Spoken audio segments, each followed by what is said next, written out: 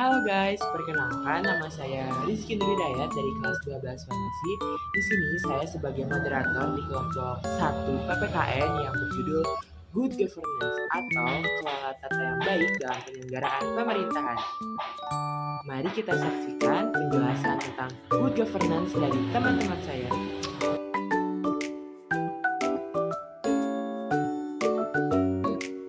Yuk kita kenalan dulu dengan anggota kelompok 3. Yang pertama ada Jenny Yawe, yang kedua ada Chelsea Jahra, yang ketiga ada Ilda Eka Nurcahaya, yang keempat ada Rizky Nuridayat, yang kelima ada Maya Nurhayati, dan yang terakhir atau yang keenam ada Nike Renaldi.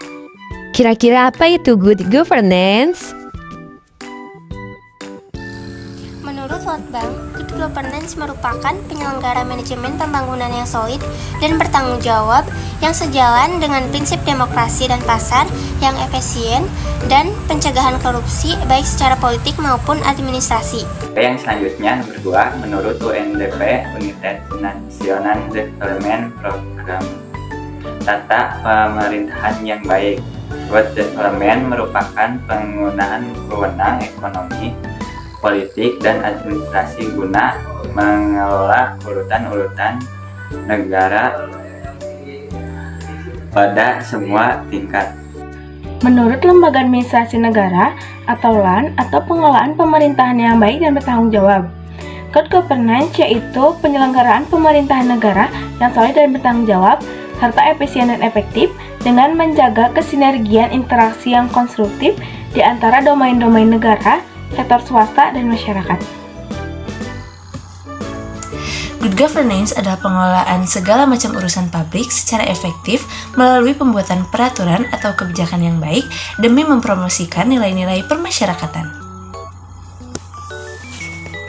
Menurut Bintoro Cokromijojo atau penyelenggaraan pemerintahan yang amanah, good governance merupakan suatu bentuk manajemen pembangunan yang juga disebut sebagai administrasi pembangunan yang menempatkan peran pemerintah sentral yang menjadi agent of change dari suatu masyarakat berkembang atau developing di dalam negara berkembang. Asas umum good governance itu apa aja sih? Yang pertama ada asas kepastian hukum, yang kedua ada asas tertib penyelenggaraan negara, yang ketiga ada asas kepentingan umum, yang keempat ada asas keterbukaan, yang kelima ada asas proporsionalitas, yang keenam ada asas profesionalitas, dan yang ketujuh atau terakhir asas akuntabilitas. Selanjutnya prinsip atau karakteristik good governance. Prinsip atau karakteristik good governance menurut Peraturan Pemerintah Nomor 101 Tahun 2000 yaitu profesionalitas, akuntabilitas, transparansi, pelayanan prima, demokrasi, efisiensi dan efektivitas, dan yang terakhir supremasi hukum dan dapat diterima oleh seluruh masyarakat.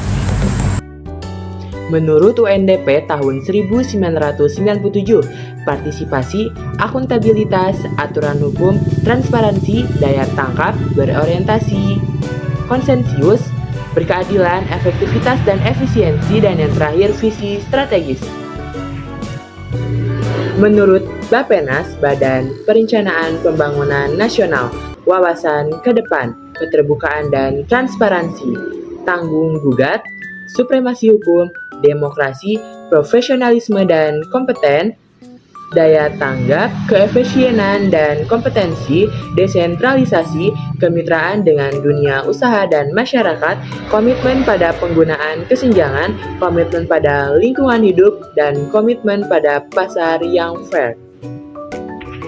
Berdasarkan World Bank, masyarakat yang kuat dan partisipasi terbuka, pembuatan kebijakan yang bisa diprediksi, eksekutif yang bertanggung jawab, birokrasi yang profesional, dan adanya aturan.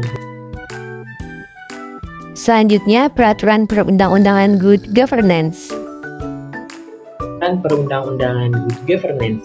Yang pertama, ketetapan MPR RI nomor 9/MPR/1998. Yang kedua, UU RI nomor 28 tahun 1999.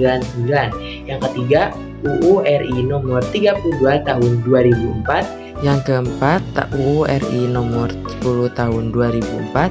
Yang terakhir atau yang kelima, UU RI nomor 5 tahun 2014. Gimana nih guys, setelah kalian lihat video dari kelompok 1 tentang good governance? Oke kan?